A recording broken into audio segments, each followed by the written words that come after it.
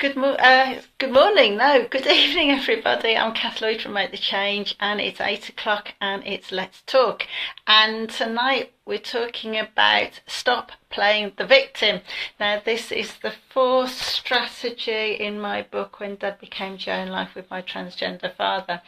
And the reason why I am sharing these strategies with you is because I spent many years not managing my dad's transition from male to female very well. And basically, I don't want other people to make the same mistakes as I did because, one, it's not helpful, two, it's miserable. Hi, Stefan. So, one, it's not useful, two, it's miserable, it's hard work, and it doesn't get you anywhere. So, let's get started. What is playing the victim? Okay, so playing the victim is about putting ourselves at the centre point of the problem, even if you are not the centre point of the problem, even if it's about somebody else and you have been affected by the issue in some way. And it's, playing the victim is being very blinkered. It's you're being self-centered, and you are not seeing the situation or life in any other way. You're not seeing it from somebody else's point of view. So, why do we do this? Well, the majority of the time we don't realise we're doing it because we're so caught up in our thoughts and our feelings and how we are, trying to manage things and our life and all of our roles and responsibilities that, often that we don't realise that we're doing it. But, for a lot of the time, we are getting something back from it. So it might be that you're getting some kind of air of importance, you're getting some kind of attention, you feel as if you're different, and and you have a reason, or you feel you have a reason continue to behave in a certain way. So it might be that that you feel that you've got a reason to be angry, to be resentful, to behave badly, to eat and drink and smoke in excess, and a good reason not to move on.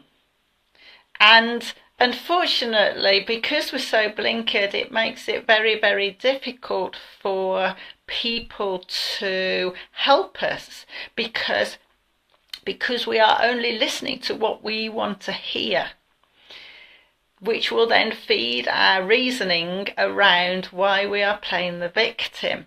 But the thing is, playing the victim uses up such a lot of negative emotional energy, far more than being happy and going out and exercising.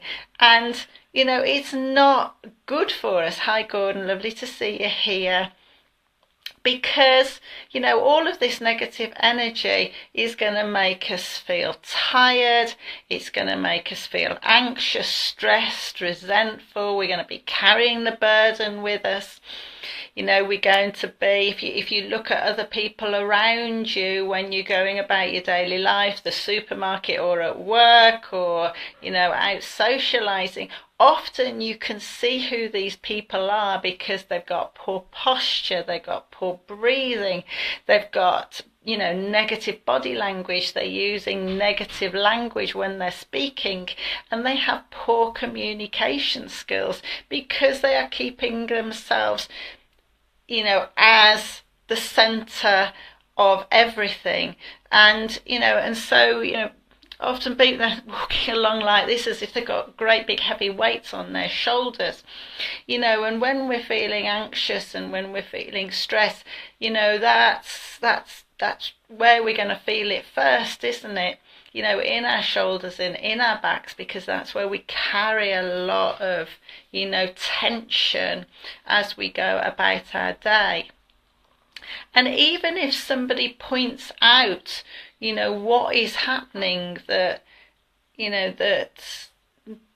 or perhaps suggests that, about making some sort of change or trying to help them in some way, you'll often find that, people who are playing the victim have an excuse. So they might see things like, well, you don't know what it's like. I can't help feeling this way because I didn't ask for this to happen.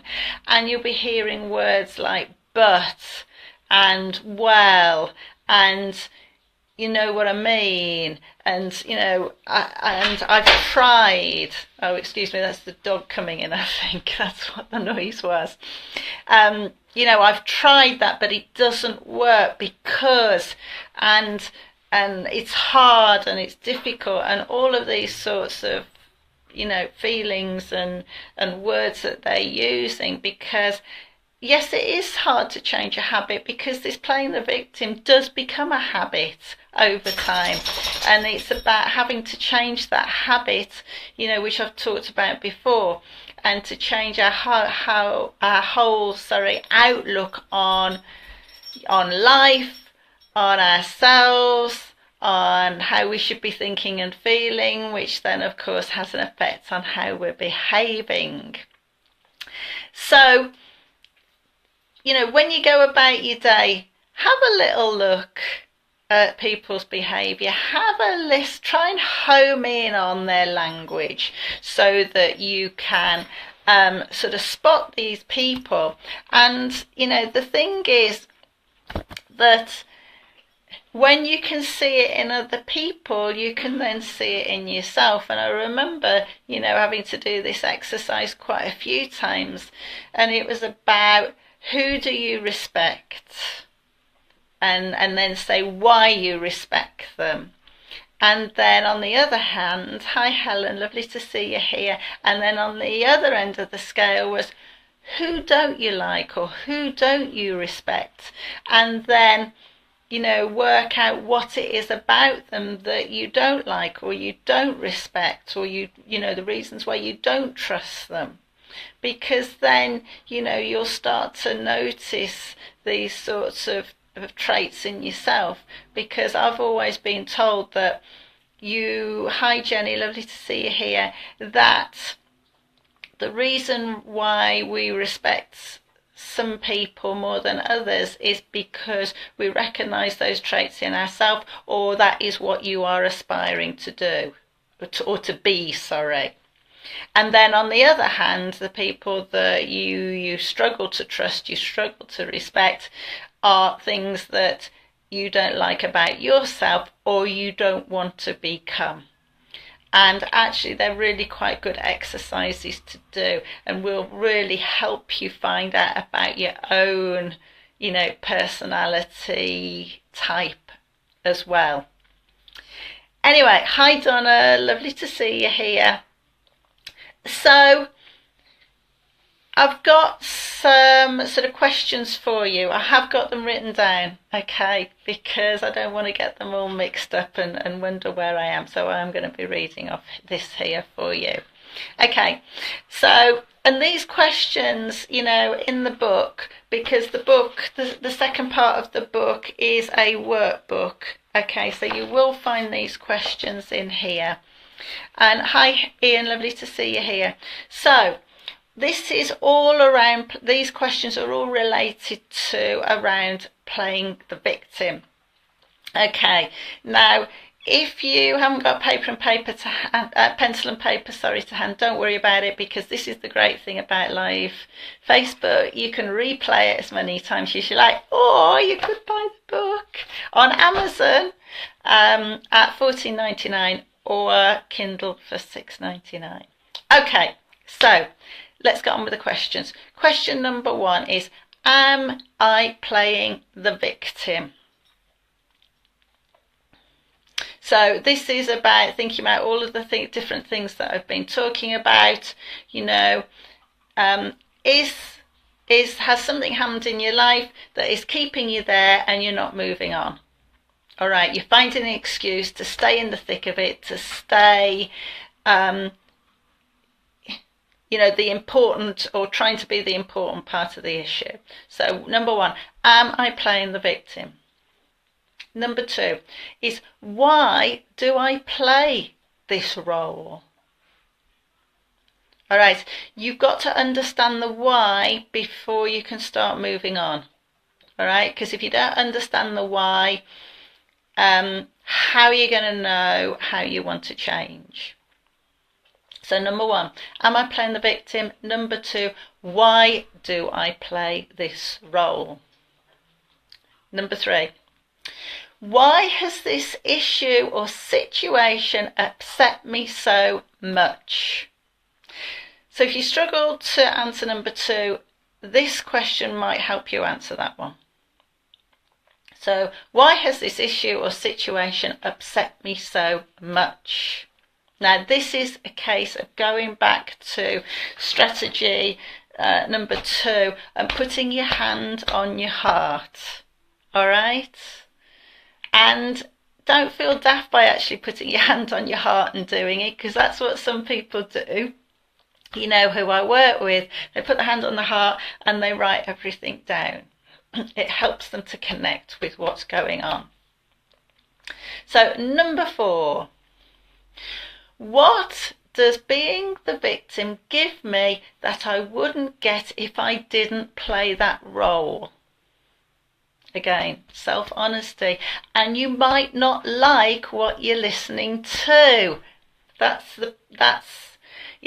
is really, really important to understand, that you might not like it, you might feel ashamed of it, but you've got to be in touch with it so that you can change it. Okay, so what does being the victim give me that I wouldn't have if I wasn't playing the role? One of my favourite questions next, number 5. What are the benefits of this? Again, put your hand on your heart and find the answer. One of the benefits might be, I get more attention. I feel different. I feel important. And you might actually, and some of you might say, well, there is no benefit. Okay? So number 6, this is quite a long one. This is really 3 questions that I've put into one. All right, so I will repeat it again. What if I didn't play the victim any longer? What would I be feeling, thinking, and how would I be behaving? So if I didn't play the victim any longer, how would I be feeling, thinking, and behaving? That's my battery going down on my phone, I'm afraid.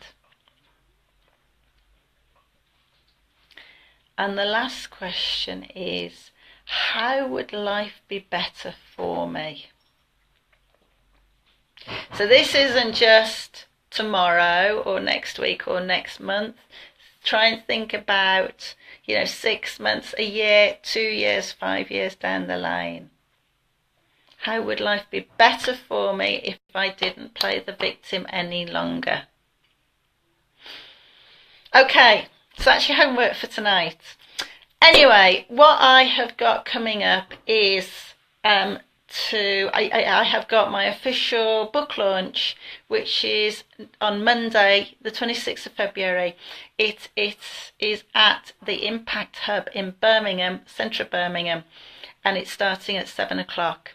Now, what I will do is I will put the link in. So I'm going to be talking about my author's journey, some other themes from the book, and doing book signing. So if you haven't got your book and you want to purchase the book, it's a great time to come down and to meet some new people, do some networking, have some cake, because I've got a great cake coming along.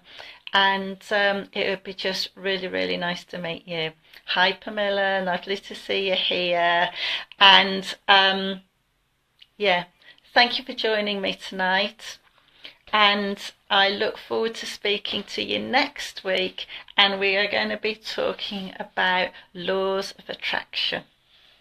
So, on that note, I'm going to love you and leave you. Have a lovely evening, and I will speak to you next Wednesday, unless, of course, you can come to my book launch, and that'll be fabulous to see you. Have a lovely evening. Bye bye.